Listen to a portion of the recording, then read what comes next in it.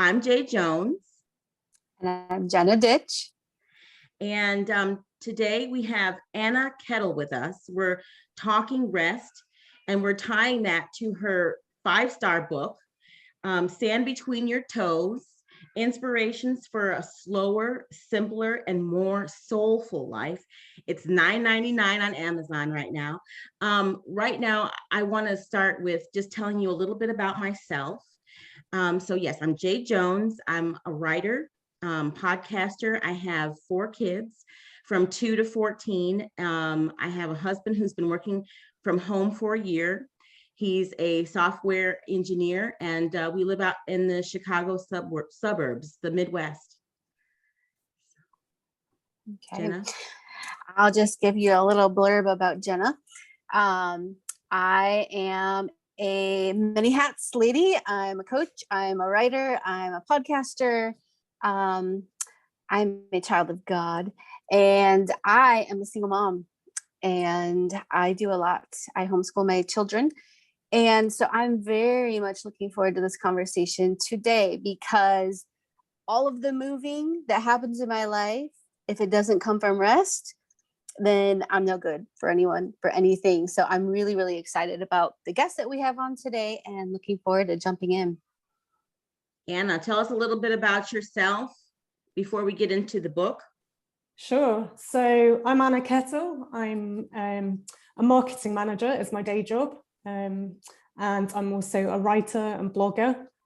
Just launched my first book, as we just mentioned. I'm also a mum. I've got a little boy who's 6 years old. He has autism, so he's a handful at times, but he's a lovable one.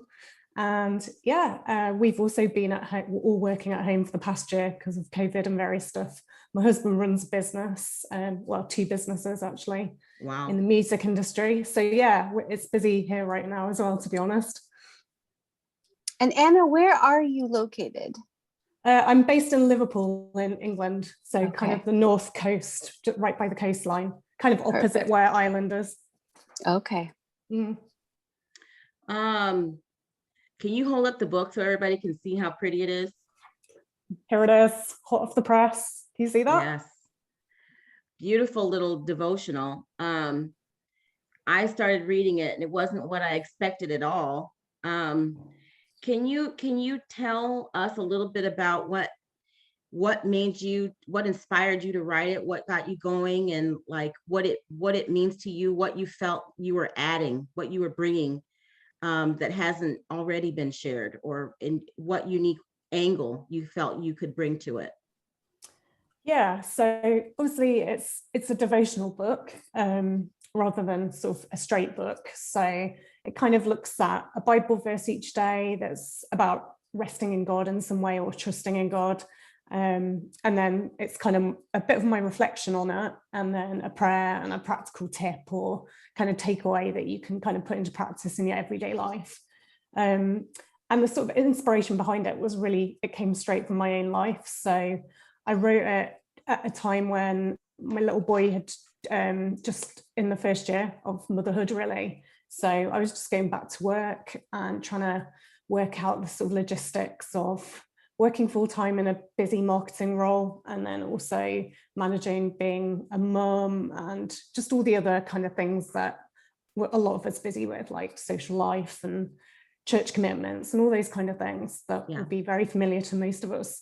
But just really struggled to manage it all. And so I started just writing about it in my own life, kind of why life was so busy and sort of how I could deal with it, just really wrestling with those issues with God. And so the book is like quite personal in a way, because it's about me first. It's about my journey with like wrestling with God and like trying to explore like, how do I get better rest in my everyday life, even in the midst of like motherhood, where I'm like busy. I've got a busy day job, I've got, mum, just all the stuff that's like goes with being a mum and running a family and stuff.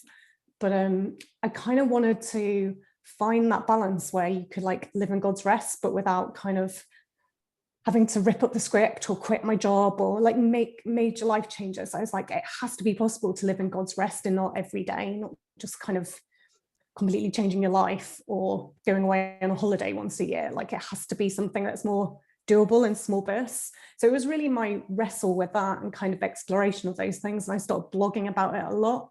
And that blog kind of developed into the book eventually. So that's how it came to be. And that's kind of the premise of it, really, that we can actually find God's rest in our everyday life in like little small windows of time in our everyday ways. So. Wow, that's so powerful. I don't think there's a woman, especially career woman, mama out there, that won't be able to relate to this topic. I mean, I think every single friend I've talked to, this is a topic. It's a thing. It is hard to juggle it all, to balance it all. And Jay beat me to the punch. She has read your book. And when she said it wasn't what she was expecting, let me tell you that she raved about it, because she said, usually I'm opening up a book and putting it down. Well, she cheated, she told me, because she kept reading. She went past the day one, and then she went into day That's two, a good sign, right? and then to day three. So that was a compliment when she said it wasn't what she was expecting. So yeah. I would just be really curious to know if you could share with our listeners, like, what are one or two of those practical tips that you would share for the busy mama that says, this looks impossible, I'm overwhelmed, I don't know how to find rest? What would you say to them? How do we actually find rest? Okay, so part of the thing that I feel is that there's not really like one solution or a one size fits all. It's very much about looking at your own life and the principles of rest, and then thinking, how do I fit this in and how do I prioritize it? So, you know, for one mum, that might be going for a run after she finished work. For another mum, that might be her idea of like, a total nightmare. So it's not so much what you do, it's more about the principles. So that's really what the book looks at. And then it has some ideas, but it's more about that kind of like, it's the heart work first. So choosing to prioritize rest rather than that kind of hurry and busyness that drives so much of our world.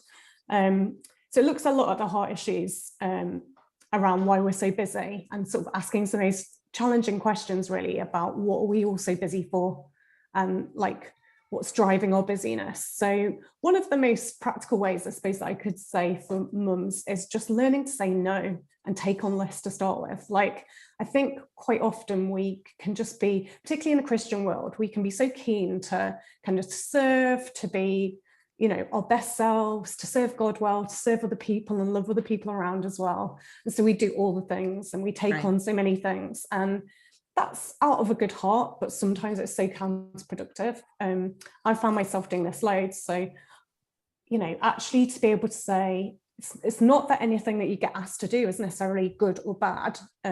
Like, you can be asked to do a load of good things, but it doesn't mean that all things that you should say yes to or say yes to in this season. So, just being realistic about what your capacity is, and then really sort of, being willing to say no. Because so often when we say yes to things, it's either people pleasing or we just see a need and we want to fill it. But just when you take on too much, obviously it's actually counterproductive, because you can't give out of what you don't have. So if you're not in a place of rest and you're overstretched, then you're not giving anything good to the scenario anyway. So it's better, I talk a lot in the book about it's better to do a few things well, and like how less is more. And actually we're not doing ourselves or anyone else a favor when we're taking on and too much and overexerting ourselves, because really, like, we're giving a dilute version of ourselves to those things anyway. And actually it's not about doing everything, it's about really understanding what God's calling you to do in this season, and then being faithful to those things, and like picking those key things, not trying to do everything. So so that's been really key. There was so many gems. I see Jay writing them down because she takes notes. This is what this girl does. She finds those key phrases that you said. Jay, what did you write down? Tell me back, because I just feel like I talk.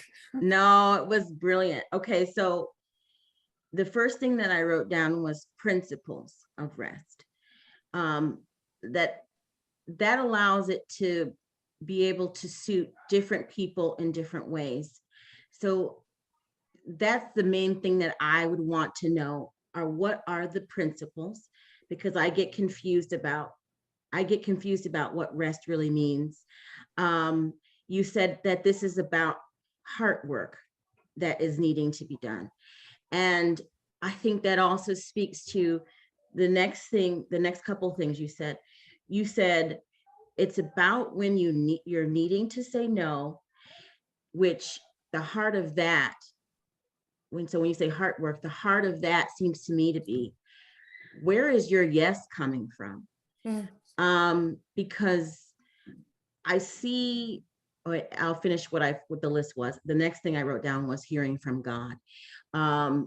And how do you know what God is telling you? So that was what I would be wondering. But I guess, where is your yes coming from? You talked about people pleasing. I know there's a lot of anxiety that people respond to, that they're acting out of. Sometimes good is the enemy of great. And so you're saying yes to something, like you said, it's not a bad thing that you're doing. Yesterday, I could have sat down and done so many things and waved to my kids and waved to my husband as they went about doing family life. And I wouldn't have been a bad person for doing that work, but I needed to say no to that work. I needed to. And I heard that from God. I heard him saying, this is a time to engage with your family. It's not the time. And sometimes it is. Sometimes it is time to, hey, I love you, I'm working. And then, but yesterday was not that time.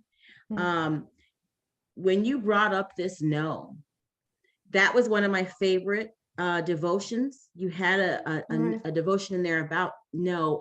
And I said, sometimes I am needing to tell myself no to productivity because of that very question. Where is this coming from? Where is this drive to do and do and do and do and never stop and never sleep? Where is that coming from? I think you're right. It is a real drive, and some of it I think comes from our culture. Like, our culture tells you that you can do all the things and you can be all the things all of the time, and it's not true. But it's a culture that's invested in making us work harder and earn more and buy more, and we live in a consumer culture that's all about pushing people to their limits and making you be online more hours, because Facebook wants you to be dwelling online more so they can sell more stuff to you and make more money out of advertising, and so it goes on. So we live in this culture that's all about kind of pushing a little bit more from you all the time. And so that's part of it. We're so immersed in that kind of psyche and advertising and stuff. Just it's all around us, isn't it? It's in our culture. Yeah. But I also think it comes from within ourselves as well. So for me, I know, like, part of when I sort of talk about doing the heart work, like, for me, one area is I tend to find myself doing too much and taking too much on and putting too much on my own shoulders when I'm not trusting God, and I'm not in a place where I'm trusting him and trusting that he's in control of stuff, and I need to work and do my bit, but actually he's in control of the outcome. So, talk about something like launching a new book. Like, I could spend 24/7 promoting this book and never have any time off, like you say, with my family, any time for rest.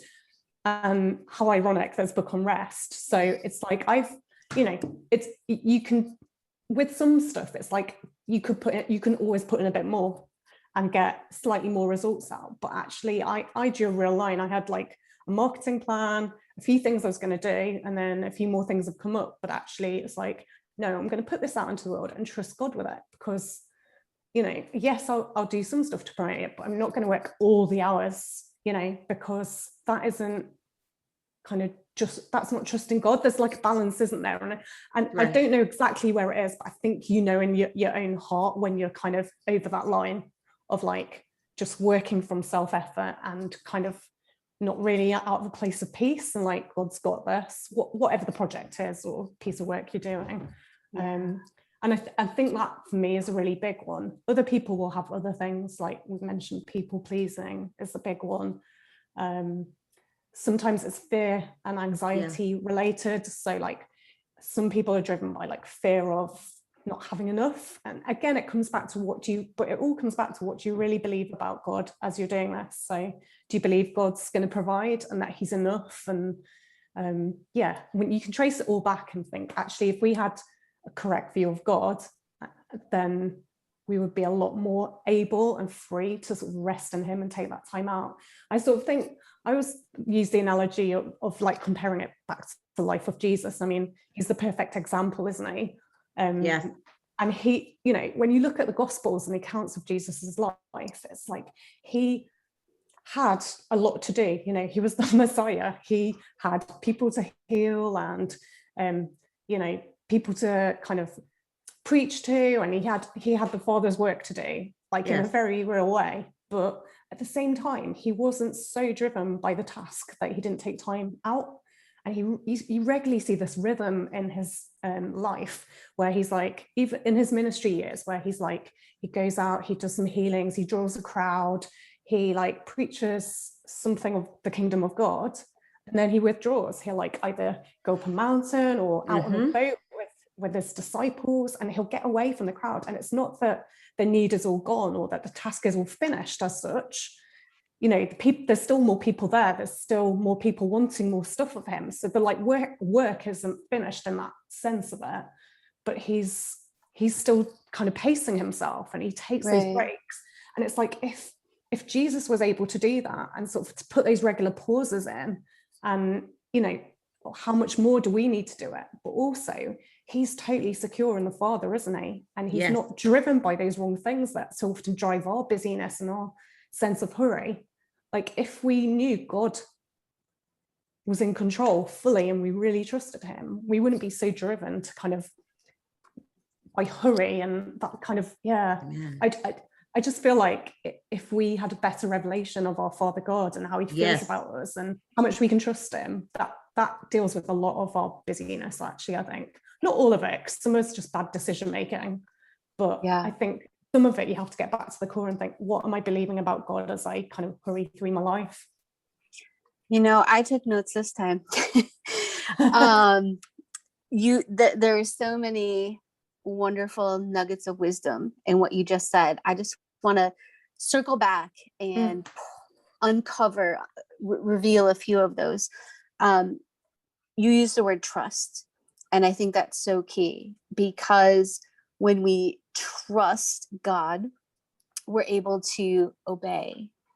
And when we're obeying him, we are listening. We are putting our ear to him and saying, what is supposed to be my yes and what is supposed to be my no?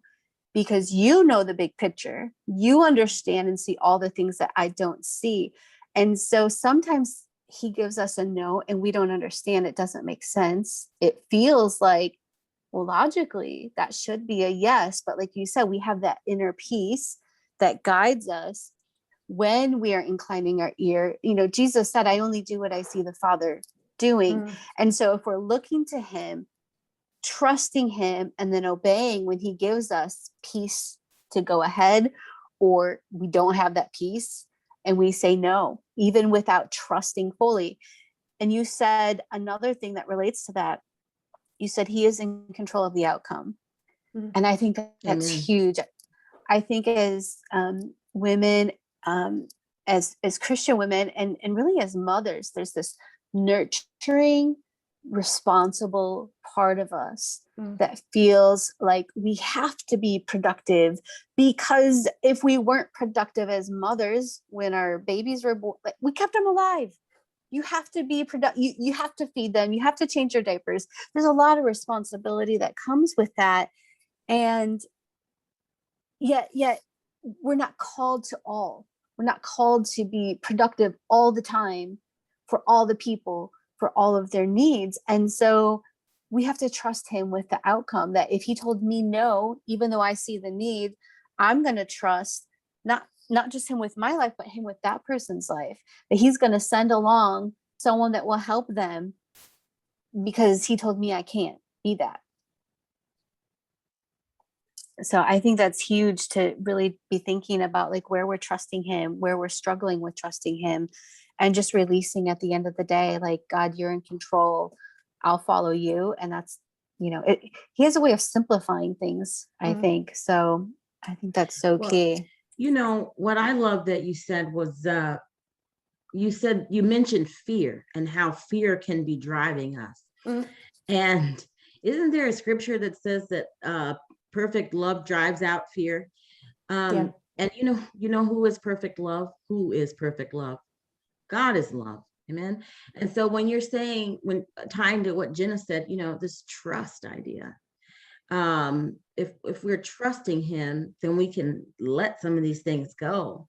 Things that we sometimes even we imagine that we actually held in the first place, that we never had hold of.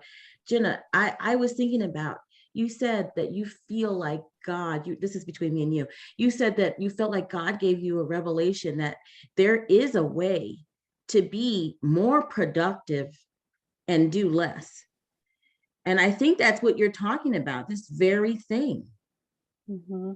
Yeah, because there's a difference between productivity as the world defines it and being fruitful as God defines it. Yes. So humans to-do lists, it's never ending. And when we are toiling in our own flesh to do and accomplish all of these things, that's not God's way. God's way is we work from rest. Rest doesn't mean I'm laying on my couch waiting for all of these things to just fall into my lap.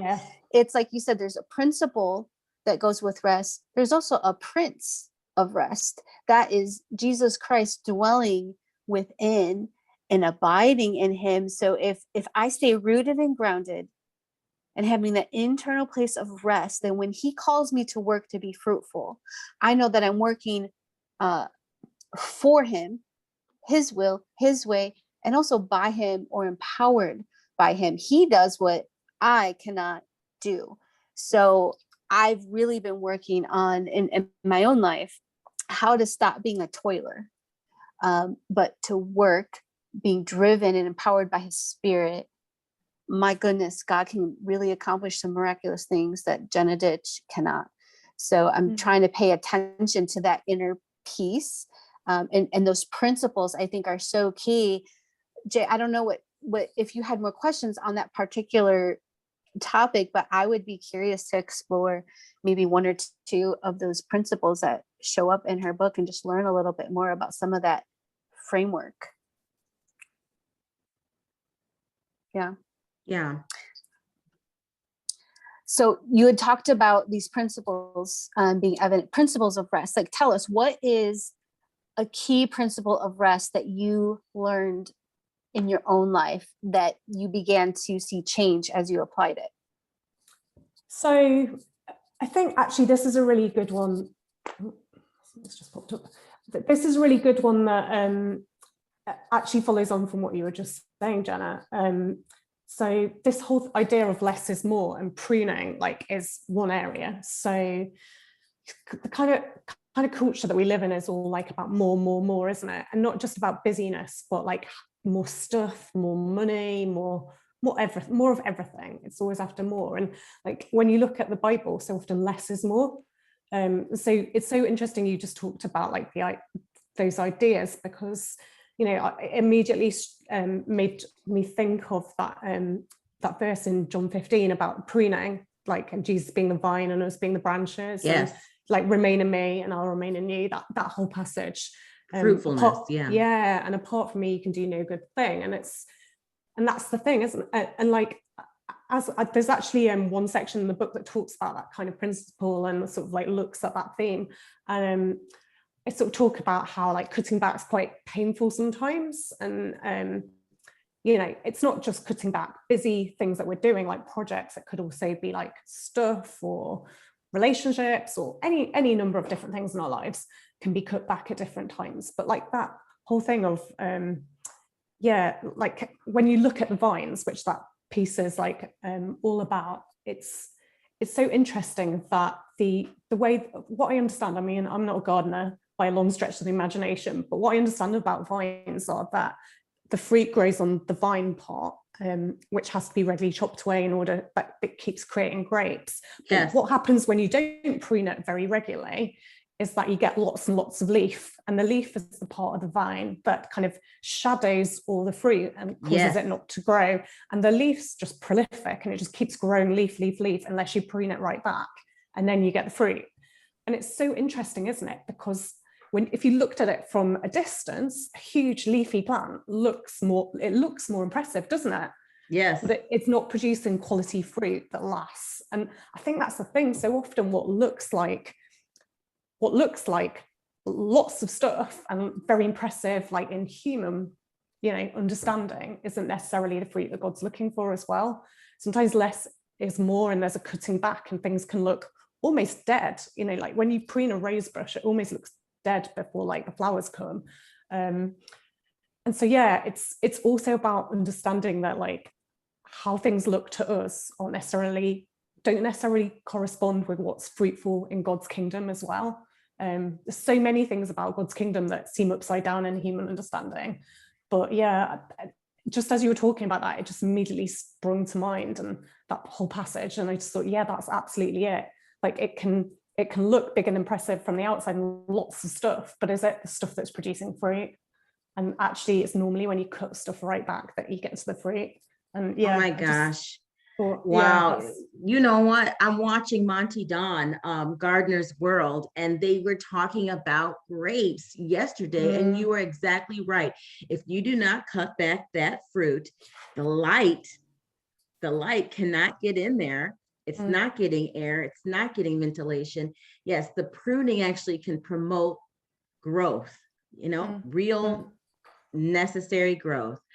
Oh my goodness. I was going to ask you, what is the hardest thing that hardest thing to accept, or to a tough thing that you feel like God told you through the process that led to you writing this book, writing this devotional? The tough thing about it. I think one of the challenges that I explore quite a bit in it is waiting. Like sometimes rest is also about waiting. And Yeah. I don't know, I find waiting really hard. I'm like, yes, and quite a driven person. I'm an Enneagram 3, so I'm like a sort of an achiever doer by nature. So waiting for me has never come easily. And so often, like, we pray for stuff and we seek God, and we kind of, and then he says, we'll just wait. And that is so hard. And again, it's about resting in God so I talk quite a lot about resting in God in the waiting seasons in our lives. And waiting is just it's not natural for us, is it, in our culture? Again, it's, we're so used to having 24/7 access on the internet, like shopping, dating, entertainment, everything's instant now, isn't it? Emails, work, chats to friends. We don't really have to wait for anything in our lives very often.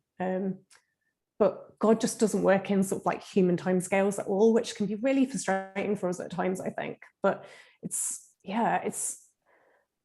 that's been a huge area for me, like waiting. And even kind of with the book, it's been like 3 years in the making, this book. It's like, that's a slow process.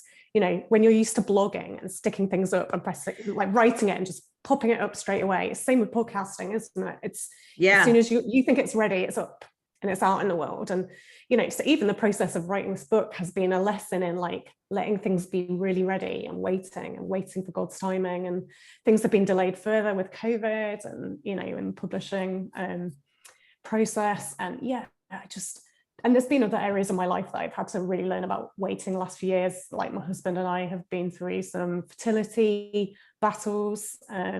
We've got like one little boy, but we've not been able to have any more children. So like, when you start to realize that not everything's in your gift to make happen quickly as well, or to make happen at all, that's been the toughest lesson, I think, like trusting God and resting in him even when things don't look the way you want them to today. When God says wait, or he says no, or you just or your circumstances don't look the way you want them to. And I think there's quite a lot in the book about that as well, and what it means to rest in God when things are hard. That's so good. It makes me think of Abraham and Sarah when God gave them a promise, but then they had to wait. And it's like they were almost unable to wait on God to fulfill the promise. They believed the promise, but they toiled to fulfill it in their own timing, on their own terms. And thus we have the story of a Ishmael. whole nation coming out of Ishmael. And I think that's a picture of that toil and that struggle. Like we feel like, oh, well, God gave me the promise. Now it's up to me to make it happen and to do it all. And we get stuck again in that toiling nature. I was just looking up the word wait the other day in Strong's Concordance. I love doing word studies in Greek and Hebrew. Yes, ma'am. And it means a lot of things, but I'm going to focus on one. One of the things that it talks about is this idea of a strand, like a strand in a rope and a weaving together. And so that makes me think of the scripture where it talks about us abiding. We're back to this concept of abiding. And when I'm dwelling in Christ and he's dwelling in me, and in the waiting, I'm actually wrapped, I'm woven in to the nature of Christ, him and me and him. And there is a productivity that might be happening in my heart, in my inner world, in my life, in ways where he's working beneath the surface where I can't see. Even like the world's like, when you have the book out, then you can check off your list. And God's like, this book is not just about a book. This book is about, 50 things that I say are really important. And I am checking off the list on all 50 of these things before the book is published. Because God, he doesn't waste time. He doesn't waste opportunity. So in the waiting, he's like, I'm doing something really important. So I think that's huge. Again, we go back to that trust factor. Do we trust that you are actually doing something in this time where it doesn't look like yet what I thought it was supposed to, or the timeline feels off? Yeah, right. It's so interesting because it's that thing of timing with God it's such an interesting subject to look at in the Bible, isn't it? But one of the devotionals that I look at is talks about kind of like God's time, like God's more interested in the journey than the destination. And so I look at like kind of the story of Exodus, and it just springs to mind as you talk, like, the Exodus journey with Moses and the Israelites through the desert. Apparently, most theologians say the actual journey that they did in terms of distance could have been covered in 11 days. That's right. But it took them 40 years. That tells you right there in Exodus, quite early on in the Bible, everything you need to know about God's timing. It's not that he's slow, but his timescales aren't the same as ours. In fact, God's totally outside of time, isn't he? He's not very affected by it, which is so hard for our human brains to comprehend. But actually, God can do things in an instant, or he can take his time. And the time scales are kind of irrelevant because it's about the process and the journey and how we're journeying with him and what we're learning. And even when we kind of arrive to that destination, it's not necessarily the final destination, is it? So even when the Israelites get to the promised land, that's not the end of their journey as a nation. It's like we kind of get so stuck on the like where we want to get to, or certainly I do, I can always be 3 steps ahead of myself. So like when I get this job or this promotion, or when I get this book done, or when I get to this, when we have another child, when I get married, there's always a when. And actually none of those things in our lives, they're all stopping points along the journey, but none of them are the end. These different things that we hope for and long for through our lives, different promises of God we're waiting for, healing, whatever it is in our lives that we're sort of like pressing in for it, they're not the end goal, are they? They're just part of the process, just part of the journey. And so often we act like that's the end, that's the end we've got to get to. And it's just not the case when you look through scripture. And and I think that can be a lot of our stress. We put stress on ourselves as well because we're anxious about the timing and we're driven to get somewhere. And actually we didn't realize that, God could have done it already. He's not bound by time, but how long it takes isn't the point. But it's so hard for us, that lesson, I think, because we're so impatient as people, aren't we? And I think our generation more than ever, because everything's so instant and at our fingertips now. It's just, it's so hard for us. Well, you said, I think in the devotional, that our ability to wait is about 3 seconds or something. Yeah, crazy. Right. And it's so true. After you said that, I see it everywhere. It's like when you finally get introduced to somebody and then you start seeing them at the grocery store and you've never seen them before, you just start noticing it. I was like, wow, we're so impatient. But I just wanted to jump back real quick to Jenna with waiting and the strands. The picture I see is God weaving, and he's bringing all these things into position. He's positioning all the things. Sometimes it's just a situation, a circumstance just requires so many pieces to get into place.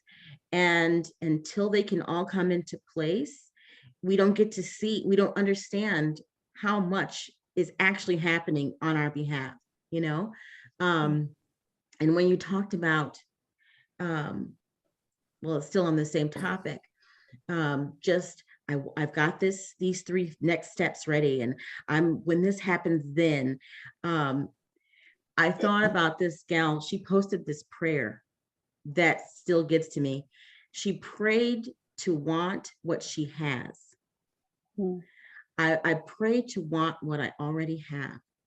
And I just feel like isn't that rest right there? Like just the idea of being like, let's, for one moment at least, let's not think about the next thing that I could do and that I could put on my list. I mean, the proverb says that the eyes of man are never satisfied. And I think that is really a true thing. But in moments, can't we just have that like that breath out, shoulders drop, and say, yes, it is well, it is good, you know? I think we really can and pray for that, especially when we get this more eternal idea of God is positioning. He hears my prayers. He's pleased with my prayers. He's with me in the valley. He loves me, you know? And I think, like you said, the greater revelation we have of that, the more we do let go, you know, and come so good into the rest. You guys, I want to like have an opportunity to say, Anna, this has been a privilege to have you here with us today to talk about your devotional, which surprised me because it's not just like any other devotional. It isn't. It really makes me stop and consider my very life, you know, my day to day. I'm a processor and I'm still processing your book. I wanted to give you an opportunity to just, because I value your time, but I still want to give you an opportunity to say, do you feel like there's something really important that you feel like God wants you to say about your book, about rest in general? Just an encouragement maybe to the body, to moms. I think it's good to speak into the now, actually, before we finish. Yes. I just feel like this season that we're in right now, obviously it's been such a strange year with COVID and everything, hasn't it? And people have been homeschooling and, you know, it's been, you know, working from home, and then because everyone's at home more, there's like more chores, and there's just, I think a lot of that extra pressure has generally been on mums in most households that I speak to, certainly. It's just been a lot more, you know, stuff to pick up day to day. It's like trying to do all of those things at home at once. And, you know, it's so funny because at the start of the pandemic, people kind of talked a lot about how the pandemic was like a call to kind of slow down and rest and simplify our lives. And I think there has been some of that, you know, we're not rushing from A to B as much because lots of things are cancelled. Certainly here where I am in the UK, we're still in a national lockdown for another few weeks. And, you know, so there's no like kids football lessons or swimming classes, or kids have only just gone back into school actually. So You know, there's none of that kind of, there's no commuting to the office every day. So some of that kind of normal hurry has slowed down. But I feel like even in the midst of that sort of slower pace of life and sort of slightly simplified life, like most people I talk to, I don't know if you guys would agree, but don't feel less hurried or maybe less hurried, but not necessarily more rested for this past year. Right. And actually a lot of people are saying they're really worn out. And it's just to make the point that rest isn't just about what we're doing, and it's not purely just a physical thing. Like we can be at home all the time, not rushing from A to B, and still not be at rest, because it is very much a soul thing. And that's why the byline to the book is like slower, simpler, and more soulful living. It's and I think it's so true, because what I was starting to realize was that even though my pace of life, in terms of not rushing from like school run to like work, back to the school, back to home, and then out to a meeting in the evening, I'm not physically as busy now, but actually that kind of mental hurry and overload that we all live with hasn't necessarily changed, and maybe has even become worse, because we're carrying more stuff in the home. But some of that I find is just also about realizing that rest isn't just like, at the end of the day, I was starting to find that I easily crash and burn at the end of the day. So put my little boy to bed and then finally be like, right, put Netflix on and chill out, you know, and then I'd be like online scrolling, catching up on social media, whatever. And my mind's still busy doing 101 things. The TV's going, this is going, that's going. Yeah. And my husband's talking, you know, and and it was like, you know, that was my rest time, I was starting to realize. And that's not actually rest. It's not like that mental downtime that we really need that rests our soul. So I suppose my challenge is, partly now while we're in this period of time anyway, like, don't just think about rest as like a practical thing or a physical thing. Also think of it as a holistic thing. So, you know, that kind of, are you getting that emotional rest? Are you getting that mental downtime? Are you switching offline early enough in the evening? Are you getting time where you're just, you know, at peace and still in your own soul, you know, just reading a book or taking a bath or going for a walk after, you know, the end of the day, or just whatever it is. Some people find cooking relaxing or knitting relaxing, I don't know. But, you know, just that stuff that helps you to slow yourself down mentally as well as physically. And then the other thing I wanted to say was that I think we're in this really unique season right now where life has changed, and there has been some cutting back this last year, hasn't there, for all of us? But we're on the cusp of things starting, you know, with vaccines rolling out now, things are starting to go back to normal. And certainly governments and organizations are talking about the future again, and, you know, going back to normal. Or and I just really want to challenge everyone, and everyone I speak to, I'm asking about this at the moment because it's something I'm really chewing on. It's like, how does future look as I want it to, you know? So what are the good things? Not everything about this past year has been good. Like, I have really missed connection with friends face to face and family face to face, and I can't wait to get back. And, you know, I'm a real people person, and I can't wait to reconnect face to face with people properly again and be able to gather with friends and with church and different things. But some of the things that I've learned around slowing down, I want to keep. You know, I want to keep that slower pace of life where I'm not hurrying from A, B, C, D, E all through the day. And I suppose the challenge is, what do we do now that's really intentional? What choices are we making now so that 6 months down the line, we don't just default back to how life was? I mean, I'm not saying everything about life now or then was good or bad, but I suppose it's just a challenge that we should be intentional about thinking about it now. Like, it feels like a really unique window of time to think about it and talk about it with friends right now and think, you know, what are things I want to carry forward that I've learned in this last year through the pandemic and through this slower living sort of season we've been in, and what are things that I want to leave behind, you know, not just automatically go back to how it was before, because not everything about how it was before was good. And, you know, how life looks next, we really get to choose that much more than we think we do. We don't have to just default back to norm because everyone else is. We get to choose the pace of life we live at. And I don't think there's ever been a more interrupted year where we've got a better chance to really be intentional about it, because everything's been interrupted. It's like, well, what do we want to put back in the box and what do we want to leave out? And yeah, it's just something to really weigh up prayerfully with God at the moment, I think, in this season, isn't it? Like, that's so good. Yeah. That's so good. So like one, takeaway I hear is rest is not just external. It's internal. It's an internal state of being. It's an internal reality. It's our mind, it's our emotions, our heart, our soul, our spirit. And so I think that's a great thing to pose to our viewers, to really be thinking about how to cultivate that internal rest, no matter what's happening out there. And, I do have one idea, one suggestion. One thing people could do is they could read your book. They could read your book and they could get a That reminder. sounds like a good one. Hold up your book. Hold it up, Anna. Hold it up. They could get a reminder every day to be intentional about cultivating that. And Anna, can you tell our listeners, like, if they're interested in following you, visiting your website, learning more about you, like, how do people find you, reach you, follow you? Tell us that. Yeah, sure. So the easiest way to find me is on my website. It's annakettle.com. So really easy to find. All my social feeds are there as well. So I'm on Twitter, Facebook, Pinterest, Instagram, and all my handles are Anna Kettle Writes. But you can find them all through my website anyway.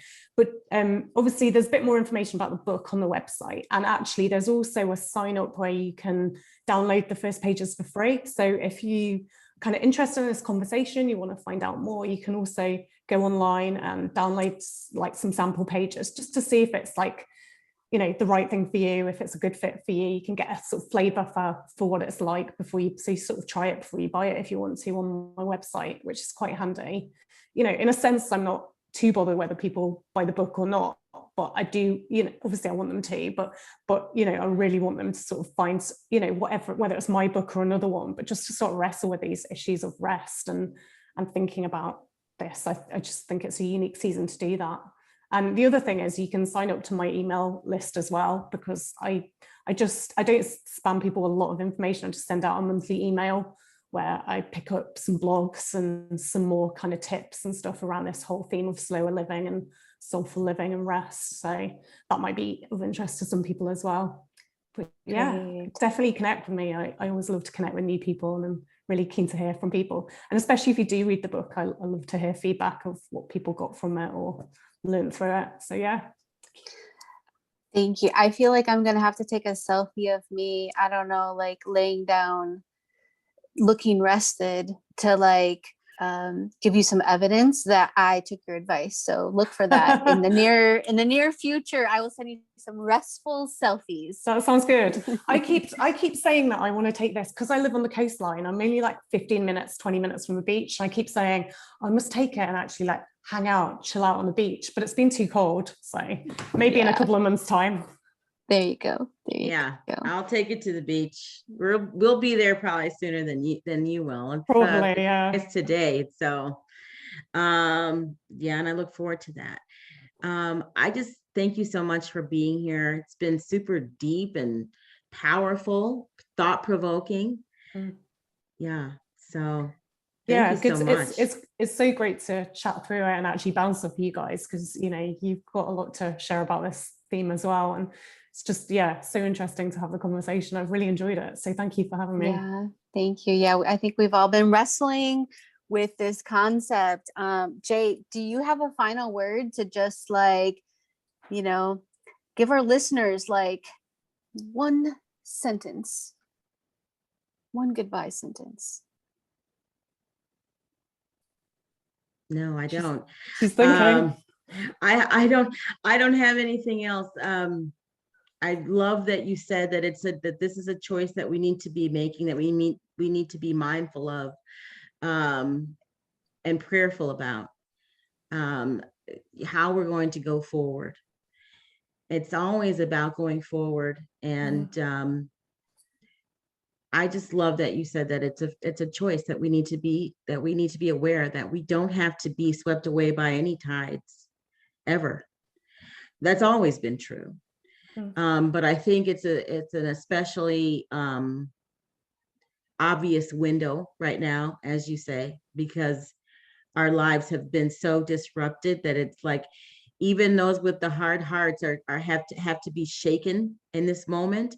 And so that shaking is, like you said, it makes a great opportunity to maybe hear and see things differently than we normally do.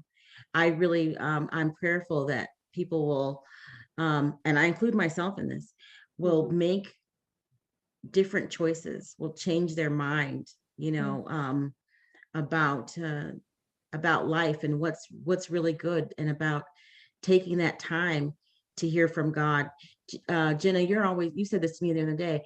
Part of what is so destructive to the church in general is busyness. It's just busyness, distraction. And I think that's really true. So this topic is a little just unsettling for me, but in a good way. You know what I mean? Like it's something that makes me think about things and think about my life in ways that does make me actually uncomfortable, but in good ways, and makes me prayerful. So I think it's a great time to make a choice about how we want to go forward. I love that. Well, I'll be making a choice. All right. Take Okay. care, everyone. Be Thanks, restful. guys. Thanks, Bye. ladies. Bye. Bye.